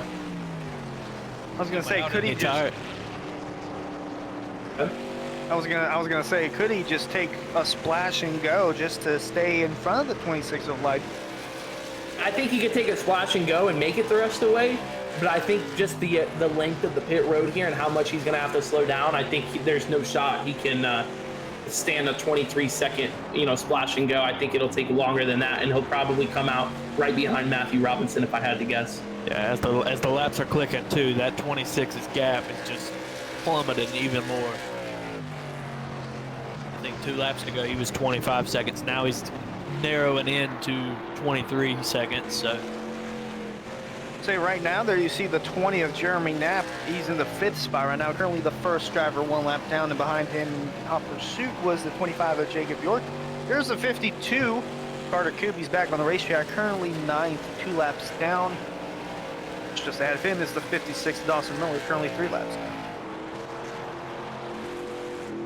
It's interesting because I thought Shane Wolf had oh, here he comes. Here he He's comes. coming down pit road now. Really fast on the pit road. Looks like he might have had a low entry and had second thoughts about coming down pit road. Gonna be interesting to see what he takes. I think he got on cleanly. I'm gonna see where Life is. So he's coming through his pit box now. Michael Life is coming through turn 3 and 4 at the moment. Oh, just got the report. One of James Shanewolf had a speeding penalty on pit road. Oh, man. Oh, and the 25 of Jacob York's also come down pit road as well. Missed his box. He missed his box. So the one of Shane Wolf looking like he's taking right side tires. Not gonna matter though, if he had a speeding penalty, that's gonna cost him big time. He'll hold him in his box. Yep. So York has already left his pit box and Shane Wolf is still sitting there. So that's a huge penalty for the one of James Shane Wolf. I don't want to say it yet, but that is going to change the championship quite a bit. I mean, it depends on how much longer this penalty is going to hold him, but I mean, he is still currently in his pit box right now. You see Michael Light coming by. That's going to put Shane Wolf a lap down now. Shane Wolf just leaving his box as we speak. Oh, man. Now that 26 of Light still lagging in and out. 14 of Ed Morris has yet to come down pit road, so he still holds the second spot, but next car on track with the fresher set of tires is the 40 of Robinson. Because here comes the 14 down pit road. I'm gonna tell you boys what, that old 40, I tried to tell y'all. he's 20 points back. Ain't nothing really happened to him. He's riding second to first playoff car. Better watch out. Well, he had a little fender bender there with the 56, and I would assume that played into a factor of how Michael Life has over a 3.5 second lead. Side tires going up on the 14 of Ed Morris Sr. It's going to be right sides only in fuel. He is out of pit road now, but I believe he's almost going to be... He's actually going to stay on the lead lap, it looks like. He's going to be coming out right in front of the 26 of Michael Light. Whoa, that's the 52 of Coop nearly getting into the 14. So now Ed Morris is the first car 1 lap down. Only got 3 cars on the lead lap here as we're within 20 laps of the Country Road Sports Cars 100. Race 3 of 5 in the Rick's Hot Sauce Late Model Series playoffs. Currently your leader is Michael Life in the 26. We got to give a shout out to Ed Morris Sr. on the strategy play tonight, though, to come down and take that fuel under caution. I mean, that turned his race from a 9th or 10th place run to a top 5 run at the moment with a good chance of finishing inside that 4th spot. So big shout out to the 14 Ed Morris Sr. It is a really, really strong run for him. I tell you what. Where he's running at, sorry about that. Where he's running at right now, he's going to get by Rick Ward on points. If I had to guess, maybe by a couple points. And the other thing to look at is where he's running at. It's putting Shane Wolf 1 more spot down the ladder as well. So it's another less point for Shane Wolf, which is going to help people like Matthew Robinson and Jeremy not close the gap even more tonight. I was also gonna mention that it puts Rick Ward in the position where if a yellow were to come out right now, he'd be the lucky dog. That would still keep the one of Shane Wolf a lap down, and who knows, maybe the 14 could go for a win if we get a late race yellow. Yeah, and it's a pretty big gap. I mean, Ed Morris Sr., you see him on your screen in turn 4, coming out of turn 4 right now. James Shanewolf is just now entering turn 3, so it's a pretty sizable margin that Ed Morris has over that number 1 car. Whoa, nearly contact there from the 56 of Dawson Miller, nearly getting into the 14 of Ed Morris. Not sure if the handlings went wrong on the 56 or I don't know what's going on with him, but That's twice now. Some out of the ordinary action going on the racetrack at Miller Racing Graphics Ford. And he's lost a lot of time, and then we saw him and the 52 have to come down pit road twice, and that kind of put the nail in the coffin on their night. So they're going to need a lot of help to get back into this one. So there you see the 26 on your screen right now entering turn 1. If you look about 3 seconds back is where you see Matthew Robinson, who's catching that big pack of lap traffic as well. So with 13 to go, it's going to be interesting to see if Robinson's able to close the gap on Michael Light. But remember, he took 4 tires. Michael Light only took left side tires. I'm assuming that might have a factor on the finish here, as we see Robinson starting to cut into that lead, but actually cut into it quite a bit. I'm trying to look at the lap times of the 26, but it keeps cutting in and out, so it keeps showing that Michael Light's putting down 16-second lap times, which if that's the case, then he's got the race in the bag. He might as well be in a might as well be a dirt track, and he might as well be in a World of Outlaw sprint car out there if he's turning those laps. Well, listen, in all seriousness here, 40 Matthew Robinson has to get to Michael Light if he wants to get back into the championship. I know it's only a point or two difference, but this race win could really turn the season around, or turn the playoffs around for Matthew Robinson, considering that we saw James Shanewolf just have that speeding penalty on pit road and pretty much cost him the race and put him back to 5th. Robinson has to capitalize on today, and he has to get the win. I was going to say, you were right. It could turn his season around, because your season's on the line at this point. You're this far in, 13 races down, you got 2 left. You got to get everything you can here in this race. And there's very specific goals right now for 2 drivers that are in the playoffs, and that's Shanewolf and Matthew Robinson. If you're Matthew Robinson, like I just mentioned, you got to get to Michael Light, and you got to get around him and win this race. If you're James Shanewolf in this situation, you got to get to Ed Morris Sr. and get around him to try to minimize the damage of your speeding penalty today. Both those drivers have a realistic shot at getting those, goals done by the end of this race, but it's not going to be easy. I was going to say, it's not easy for the 40, because they're side by side in front of them, the 2 lap cars of Coop and Miller. Going on to the apron quite a bit. Is going on to the apron to try to get around him. They're still holding him up quite a bit. I don't think he's going to be able to get there. They're still side by side right in front of him, and it's costing the 40 quite a bit of time. Look at the 14. Yeah, 14 staying right there with the 26. I know he's got pressure tires, but watch out. They are not making it easy for Matthew Robinson back there. They're 3 wide on the front stretch. Through the middle of the 56 and the 52. It's really not helping Robinson at all with these lap cars racing him like they are. Yeah, no, that's pretty much putting the nail in the coffin on his chances of catching. I mean, he just gave up nearly a second on that last lap alone, and with 10 to go, that's going to be hard to overcome. And I would assume he's a little bit ticked off at both of the Miller Racing graphic cars right here, as they're still going to go 3 wide down the front stretch. You may see a bumper laid here. Just watch out, boys. Might see a car go in the fence. Oh, he's sideways. 52 moves up. 40 of Robinson still looking to move up. They make contact. The 56 and the 40 do. He's going to put the 56 in the wall. Oh, the 56 ain't going to be very happy about that. Frustration boiling over from the 40 of Matthew Robinson, as he had a chance at catching the 26 of Light. And then the 52 and the 56, they basically parked it in front of him, making it a living hell, if you will, to get by them, as he wanted to go 3 wide multiple times on the front stretch. And I think the 40 of Robinson has just had enough of it, puts the 56 in the wall. There's no caution, but the damage is already done. We've got less than 10 to go, and that 40 of Robinson is over 3.5 seconds to back. Yeah, rightfully so. I mean, Robinson is going to be ticked off at that. I mean, that's just, you're racing for the win, and those guys are, 2-3 laps down. They're not even 1 lap down. They're 2 and 3 laps down. I'm not sure, if that was, a plan to do that per se, but it wasn't a good look. Wasn't smart either. I mean, it didn't do anything but get him more damage on the race car, and I guess it helped Michael Lipe in some sense, but I don't know what the point would be in that. I think Robinson had a realistic shot at trying to run him down, and it's pretty much gone by the wayside now. It's going to be hard for him to get back up there at this point, but we see Ed Morris Sr. I just want to give another shout out to him. I mean, he is running right there with the leader, right on his back bumper. Like Hunter mentioned, if the caution flag comes out, Ed Morris Sr. gets the lucky dog and gets right back on the lead lap, and he's guaranteed a top 4 finish. I was going to say, you know what it might be? I would say maybe earlier in the race when the 40 and the 56 made contact. Yeah. Maybe the 56 was holding a grudge, and I guess the 52 is just in the way, had no knowledge of anything. I think you might be right there. I don't think the 56 was happy with the 40 based off their contact earlier, but I mean, that contact alone, we still don't know what happened with the 56 because it looked like he just kind of parked the bus again right in front of the 40. So regardless, not a good look for either one of them, but what it does do, it helps the 26 of Michael Light continue to grow his lead. I'd say grow it, but man, Matthew Robinson is cutting in at a pretty quick rate right now. We are just now inside of 5 laps to go of the Country Road Sports Cars 100 here in Milwaukee.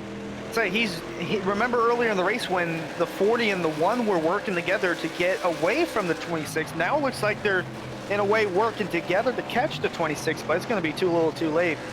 Hey, well, they're trying to catch the 26 and the 1 is also trying to catch the 14, and that is going to be really, really close for James Shamliff. He might get to that 14 before the checkered flag flies. Like I said, that's what Shamliff needs to do. Go ahead. The 40 was following, and he's got some sort of a draft here. They're slowly catching those front two. I don't know if there's going to be enough time for the 40 of Robinson to get there, but I mean, they're side by side right now, so that definitely helps them out. We got Michael Light just pulled up high and let the 14 Edmore Sr. go by. So the leader is letting the lap car go by there, which is an interesting strategy play. But what it does now is kind of shrinks his lead down from a 3-second advantage he had just a few laps ago over Matthew Robinson. Michael Light's lead is down to 1.2 seconds now over Matthew Robinson with 3 to go. It's going to be close. I think this 1 car is way faster than the 26. This is going to put him to the outside again, probably. There it goes, yeah, down into turn 3. The leader, well, look at that. Now Michael Light is going to throw the block down on James Shamliff and make Shamliff pass him on the top. Robinson's going to get to the bumper. Here comes the 40 of Matthew Robinson. He's caught to the bumper of the 26 of Life, who continues to blink in and out. Now they're battling for the lead. 2 laps to go here as they're side by side on the front stretch. The 40 of Robinson down low. The 26 of Coop up, or 20 Coop. Life up high. I botched that really bad. But the 40 of Robinson takes the lead away with less than 2 to go here at the Milwaukee Mile. Is so much quicker right now, and that's the difference between taking 4 tires if you're the 40 and left side tires if you're the 26. If the tires just eventually caught up to him, and Robinson was able to hunt him down for over 3 seconds back in 5 laps and got to him and got by him. And here we go. White flag is out in the Country Road Sports Cars 100 at Milwaukee, and Matthew Robinson is back in control at this point. Well, this was just like what we saw earlier in the race. We saw the 1 and the 40 working together to pull away from the 26. The 1's trying to get by the 14 here. This is another really important battle between these 2 guys because this is a point for James Shamliff, our championship leader. 14 of Ed Morris goes high. The 1 of Shamliff checks up. But right behind those guys, it's all smooth sailing for the 40 of Matthew Robinson as Shamliff passes the 14. Coming off turn 4 for the final time, it will be the 40 of Matthew Robinson getting it done at the Milwaukee Mile.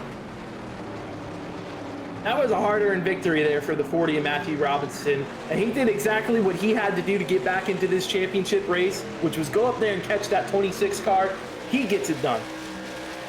Wow, what a drive from the 40 of Robinson. He's made contact with the 56 twice in these closing laps here.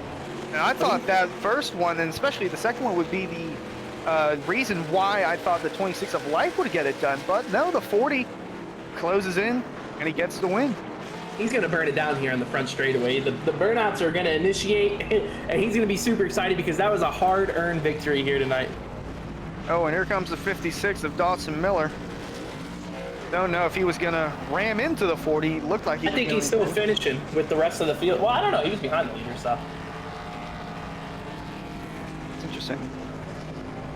Nonetheless, the 40 of Robinson comes out on top. He closes the gap quite a bit, but the gap would have been bigger if the 14 finished in front of the 1, because on the last lap, right in front of the winner, James Shamliff made the pass on Ed Morris.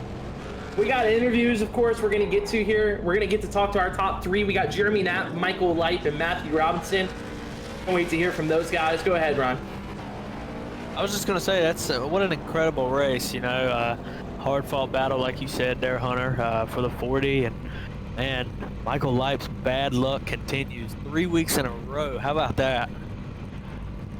Yeah, insane how Michael Light, it's always there at the end, too, where it just Oh, flip switches. So here's your finishing results of the Country Road Sports Cars 100, presented by America's Auto Auction of Western Michigan.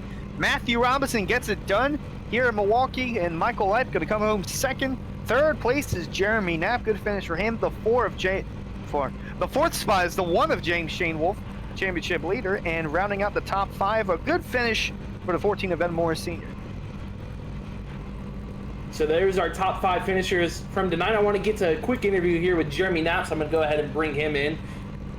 Jeremy Knapp, a third place finish, man, in that number 20 car. You looked good out there tonight, bud. Well, thank you. It was fun. Kind of talk us through our race there. Or talk us through your race there. We had all those different strategies there at the end. Who was pitting when did you make your last pit stop, and kind of how it all worked out for you? I tried to save as much tires as I could until about halfway through the race. That was our fuel window. I pitted for fuel and got tires at the same time, and that was the last time I pitted.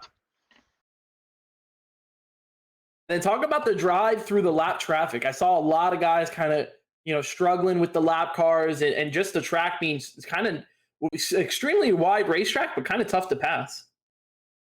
It is very tough to pass. You got to hit your bottom line there, or you slide up into the wall. So it was kind of touchy going around lap traffic, but for the most part, they gave way and gave you some space to get around them.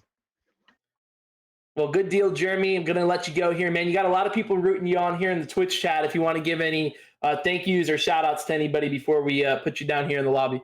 Well, I got to thank my team, GTM, Butt Kicker, D-Dub Buttons Boxes, all my family and friends watching. Thanks. And you guys up in the booth and Extreme. Awesome, man. Well, congratulations. A good run tonight with that third place finish. Thanks, Jacob. That was Jeremy Knapp, the number 20, coming home with a third place finish. A pretty good run for him. And we're going to get a chance now to talk to our second place finisher, the 26 of Michael Light. Michael, another strong run here tonight in the late models, man. You get it all the way up to the front, and then you kind of get caught there at the end by Matthew Robinson. Get a little bit of battle in with him. Kind of talk us through the end of the race. Yeah, it was a lot of fun racing with everybody. I just chewed the right front up there. When I went in the pits, I decided not to take my tires and was going to wait and see if we had a late race caution the way we had the past couple races, and was going to try to save my tires for then because I still had 75% tire left. So I was like, well, either way, I think I can make it to the end, but I had 0% tire there for the last 5 laps, so it just wouldn't turn at all. So, but it was a lot of fun. Congrats to Matthew Robinson, and maybe we'll get this monkey off my back sooner or later. So when you made your last pit stop there under green, so you took no tires, or did you take left side tires? I think it put left sides on. I don't know why. I clicked to take no tires, but I think it did put my left sides on. But I don't. But I was going to save them for the end of the race. I took my right sides instead of my left sides. Kind of worked out for you probably that it did put on those left sides, because I think it was helping you there towards the end. But then, like you said, it was just really, really hard hanging on there at the end. But man, second place, another good run. Happy to see you back. Are there any thank yous you want to give before we let you go? Just thank you to guys let me race. And that's pretty much it. I enjoy being able to come out and race with you guys. I'm competitive, so you know how it is when you're competitive. But sucks not to win again. I think that's like 3 or 4 races there. I've been pretty close with it. Just try again next week. Absolutely, man. Well, good run tonight. Yeah, man. Appreciate it. That's the 26 of Michael Light. I almost wanted to say Matthew Light, because we're going to get a chance to talk to our race winner here tonight, the number 40, the Dogtopia machine of Matthew Robinson, getting it done again tonight, man. That was not an easy win. No, it wasn't. Everyone else took tires, I took tires. Some of the other ones stayed out, and we all had a big gap on each other, everyone. And yeah, I wasn't sure how it was going to play out. I didn't know if those 3 or 4 cars were going to make it on fuel. I didn't feel like I would if I pitted that in that caution. But I was talking to Michael before after the race, and he was saying that he burned his right front off, and he died like a rock. I didn't know what happened. I thought we had 3-second gap. Or he had a 3-second gap on me, and I was just riding, seeing if I can get second. But getting the win, that's it's pretty cool. Definitely wasn't easy. Like I said, I saw you coming from, I think, 3 seconds back with like 4 laps to go, and somehow you were able to get to him. So you were really charging there late at the end, man. I think this is your third or fourth victory of the year, but it's been a while since we've seen you in victory lane. Yep, had a couple run-ins with some people, and stuff happens. We're on Twitch, so it's okay if you let it fly a little bit here and there. Okay, I wasn't sure. I was trying to be nice, but no, stuff happens. Short track racing, so it's but it's been a fun year, man. It's really enjoyed it. But yeah, glad to get back in victory lane for Dogtopia and Justin Rideout with JW Racing. Awesome, man. Well, it was definitely a fun race to watch there, especially at the end. Want to wish you congratulations, and is there any special people you want to give a thank you to before we let you go down? Yeah, I'd like to thank Justin Rideout and JW Racing. Yeah, just appreciate them for help putting these practices on for us and getting us all ready. Johnny Collier, my teammate, and Dean Gagliano, they were all racing tonight. And I'd like to thank Dogtopia of Fredericksburg, Virginia, Track Racer, Exceptional Wildlife, Grip Engineering. I'd like to thank Rick's Hot Sauce, and I'd like to thank y'all for putting this on. Pretty cool to have a little broadcast here, warm up for the week of racing with Extreme. Absolutely, man. Well, congratulations once again. I'm sure we'll see you back next week, and we'll let you go down and celebrate. All right, man. Thank you. That was Matthew Robinson, our race winner here tonight, Hunter. Ryan, we saw a pretty good finish there at the end. Yeah, that was sorry, go on. I knew that would happen. Man, we hit each other like Dawson Miller and Matthew Robinson right there. I mean, you go ahead, take it off. I was gonna say we saw earlier in the race where the 1 and the 40, I don't know how many times I brought it up, where they were working together to try and pull away from the 26, and we saw that a little bit at the end. Although the 1 was a lap down, and the 40 was just kind of following the 1. Although Robinson did have the fresher set of tires than the 26 of Light. Now you go, Ryan. Yeah, I guess it's my turn now. Hey, so I mean, the only thing I would have done that Matthew Robinson didn't do there is probably jump in front of that 1 car. I know he was probably a little bit faster than he was, but to hold him off and not let him get by Ed Morris in the last turn, that would have been the perfect finish. I'm glad we had 2 little races to watch there between the 14 and the 1 and the 40 and the 26. Like I said earlier, another tough week for Michael Light. He's going to be back, and I'm sure he's going to find victory lane here soon. I also want to touch on something really quick. When the 26 of Light let the 14 of Ed Morris go, I believe the thought process going through his mind is if he stayed side by side, it would allow the 40 to catch him even quicker. So I would assume that he just let the 14 go so they could stay single file and not lose as much time. But ended up playing into a factor of how the 40 caught and passed 26 of Michael Light with less than 2 to go. I think that's going to do it for us tonight here. If Harold, Hunter, I don't know if you guys got anything else you want to add there at the end, but a good one tonight. I'm excited to see what we got next week. Yep, we've got 2 more weeks here in the Rick's Hot Sauce Late Model Series. 2 more races. We'll see how the point standings shakedown come out on Tuesday here. But catch us next Sunday as we go to 5 Flags for the America's Auto Auction 100. And for Ryan Swan, Harold Darner, our producer, Jacob Bell, my right-hand man, I am Hunter Sleppy saying so long. We'll see you from 5 Flags next Sunday night. What an exciting race brought to you by Wendigo Studios. Here they come out of turn 4 to the white flag, and it's 1 to go. Thank you to all our sponsors, drivers, and viewers. We'll see you at the next turn.